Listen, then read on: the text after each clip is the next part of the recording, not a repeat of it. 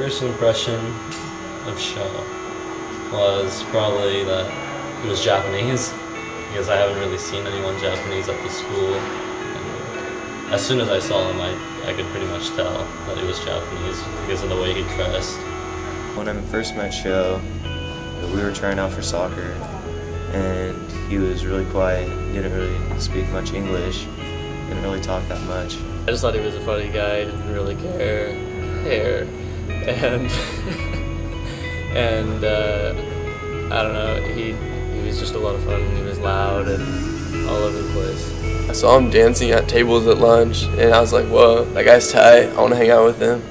I remember Sho because he was dancing at lunch, and I thought he was a really funny kid. And then the Japanese teacher, Mr. Watanabe, asked me if I wanted to host an exchange student, and I said, sure, why not? So I eventually had Sho stay at my house, and the adventure began from there. Describe Sho. Describe Sho. Well, he wasn't like a typical Asian kid or Japanese kid. He was really loud, outgoing. He was just insane, pretty much. He was insane. Some of the stuff he does is just some of the most ridiculous stuff I've ever seen. Some of the things that you'd never think of, he does. Crazy, spontaneous, funny, clever. He was the craziest guy I've ever seen or met in my life. Outgoing, very outgoing, funny, bad at English, loves to eat, loves to sleep. Sho was nuts. He's a crazy ass. I remember at Surush Amali's house, he brought a CD from Kevin Queering's car that had Thriller on it, and he just started dancing and he knew the whole thing. Like, he knew every single move. At a party one night, everybody was sleeping around 4 in the morning, and Sho was still up, and you hear this sound, and I didn't really know what it was at first because I was sleeping, but I woke up and I see Sho playing the bongos, singing a Japanese song. So I get up and I yell at Sho. I say, Sho, it's 4 in the morning. What the hell are you doing up? And then he gets sad because he can't play his Japanese song. And then he goes to bed. The whole basketball game incident, I remember that very vividly. Sho got dressed with his Power Ranger suit on and said, I'll be back, I'm going to go in my room. Not that good of English, it was basically be back room. And he came out and he was, he was walking a little funny. Didn't really think much of it, so I dropped him off at the basketball game, and I saw him do like 8 cartwheels to the door, and then met up with Queering. He came in right at the beginning and just runs down the stairs and then does a big face-first slide down the whole front of the stands.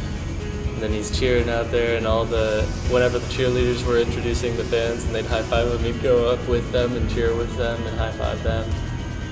And then Brian Sorensen comes up and asks him to come with him.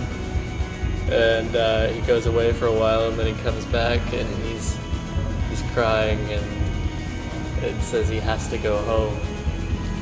Then get a phone call that said Sho's been arrested. So I kind of put 2 and 2 together and figured, wobbly Sho and being arrested, I figured he might have drank a little. And apparently he'd had a bit to drink that night. Another memory I had was Sho loved the song My Humps for some reason, and he even made a dance to it. I don't know why he did it or how, because he didn't understand English. He probably doesn't even understand still what the song is saying. One time we made a 10-minute video and we just danced the whole video and put it on MySpace. At football games, he would dress up, paint his face, wear a mullet. Very crazy. Very crazy. He would do flips off the walls and run out onto the court, halftime or not halftime, whatever he decided to do. The super fan. of Southridge.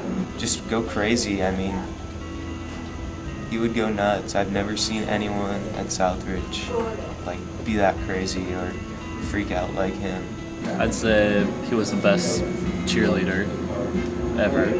And I mean, it's every sport.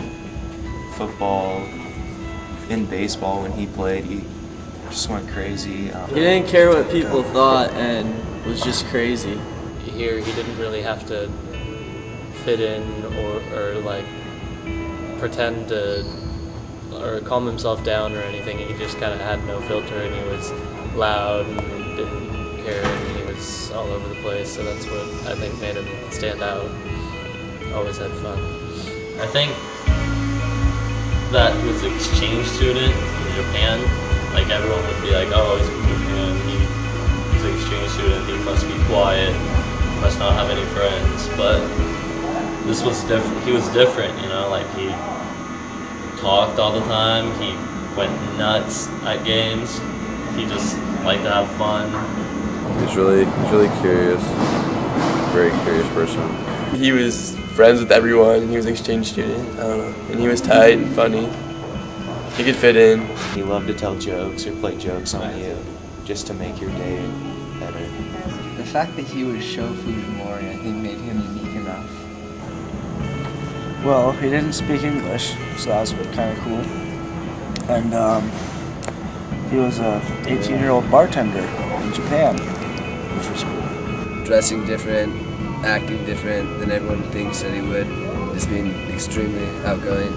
What made Sho unique is he was just a fun-loving guy all the time. I mean, you'd never see him really down or mad. He'd always have a smile on his face or make you laugh or something. He was an exchange student who was funny and loved to hang out with everyone. He was tight. Sho was crazy. He'd go to the games, basketball games, and flip out and wear costumes. Someone I would never forget, because it's something new to me, you know, like, he was someone who I can connect to a certain level because of our race, same language. He didn't really care about like being in trouble or anything, because, you know, it's like 1 year in another country, you don't have to like worry about fitting in. So he just kind of, he did whatever he wanted, he had fun. Sho was almost a best friend. I mean, he would do random stuff to make us all laugh.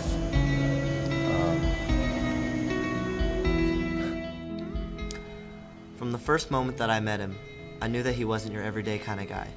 And when I got to know him, he was always happy all the time. He never seemed to be bothered by anything.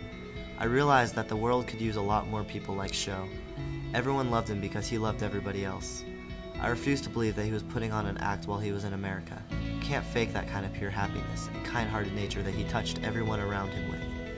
I will never forget Sho Fujimori, the foreign exchange student, the male model, the bartender, the cheerleader, the party animal, the dancer, but most of all, a friend.